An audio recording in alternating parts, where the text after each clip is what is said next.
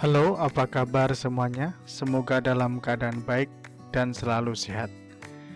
Kita akan memulai pembelajaran PPKN bab 1 SMA kelas 12. Kasus-kasus pelanggaran hak dan pengingkaran kewajiban warga negara.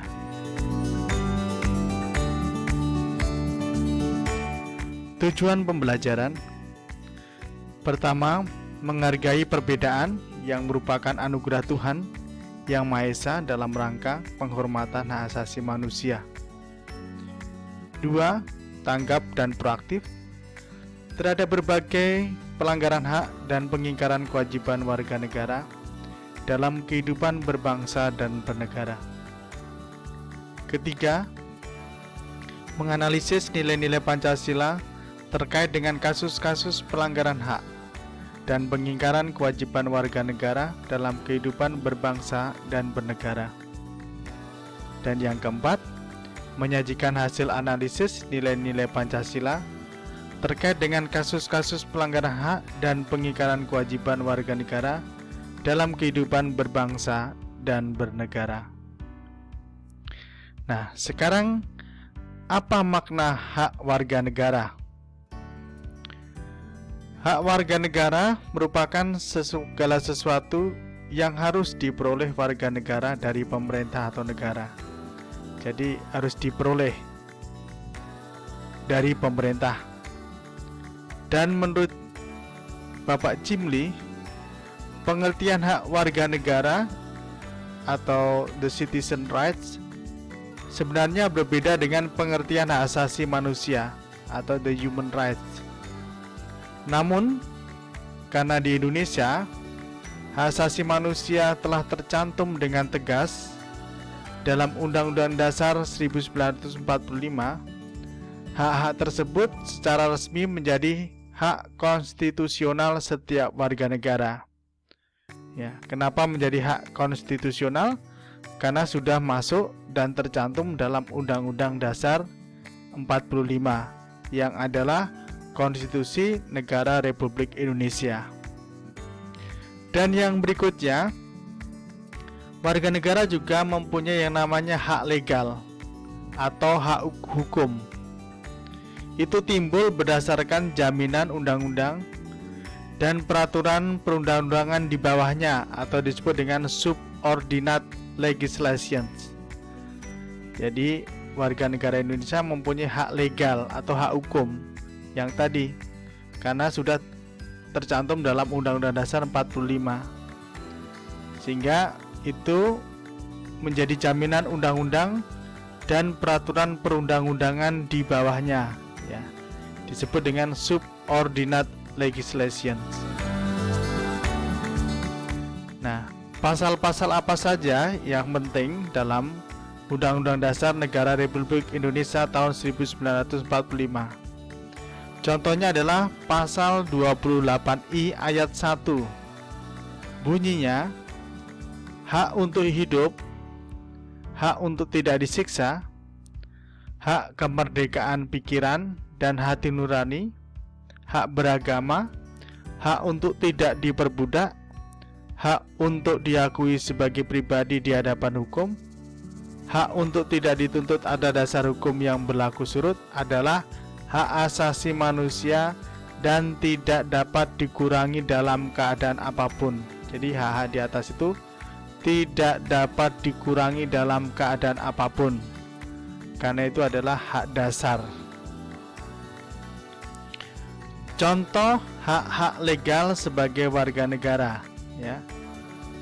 Hak-hak legal yang sesuai dengan hukum, misalnya saja Pasal 5 Undang-Undang Nomor 9 Tahun 1998 tentang kemerdekaan menyampaikan pendapat di muka umum. Bunyinya, warga negara yang menyampaikan pendapat di muka umum berhak untuk mengeluarkan pikiran secara bebas dan memperoleh perlindungan hukum. Jadi ini dilindungi oleh undang-undang. Yang menyampaikan pendapat di muka umum berhak untuk mengeluarkan pikiran secara bebas dan memperoleh perlindungan hukum. Demikian juga hak legal di pasal 5 ayat 3 Undang-Undang Dasar Nomor 20 Tahun 2003 tentang Sistem Pendidikan Nasional berbunyinya, warga negara di daerah terpencil dan terbelakang serta masyarakat adat yang terpencil berhak memperoleh pendidikan layanan khusus. Jadi warga negara yang terpencil, yang di daerah-daerah, yang di pinggiran itu berhak mendapatkan atau memperoleh pendidikan layanan khusus. Dan apa makna kewajiban warga negara?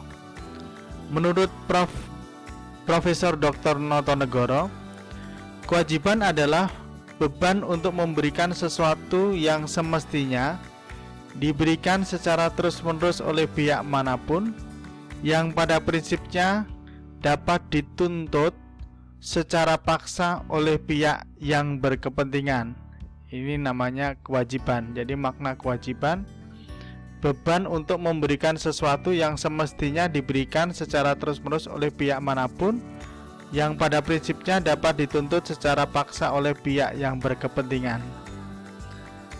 Berikutnya, hak dan kewajiban warga negara berarti kekuasaan yang benar atas sesuatu dan harus dilakukan oleh penduduk sebuah negara. Kekuasaan yang benar atas sesuatu dan harus dilakukan oleh penduduk sebuah negara. Nah, ada tugas mandiri. Jawablah pertanyaan berikut. Setujukah Anda dengan pendapat yang menyatakan bahwa setiap warga negara berhak atas penghidupan yang layak? Yang kedua, menurut pendapat Anda, apakah setiap warga negara berhak mengajukan keberatan atas keputusan atau kebijakan dari pemerintah? Dan yang ketiga, mengapa kesadaran untuk taat membayar pajak perlu diperkenalkan kepada anak-anak sedini mungkin? Dan apa saja manfaatnya? Dan yang keempat, apakah seseorang warga negara asing yang cinta terhadap Indonesia dapat diikutsertakan dalam pemilihan umum? Mengapa? Silakan tugas mandiri ini pada sesi pertama ini dikerjakan dan menjadi tugas untuk setiap siswa, dikerjakan secara mandiri. Demikian sesi pertama untuk PPKN kelas 12 bab 1. Terima kasih.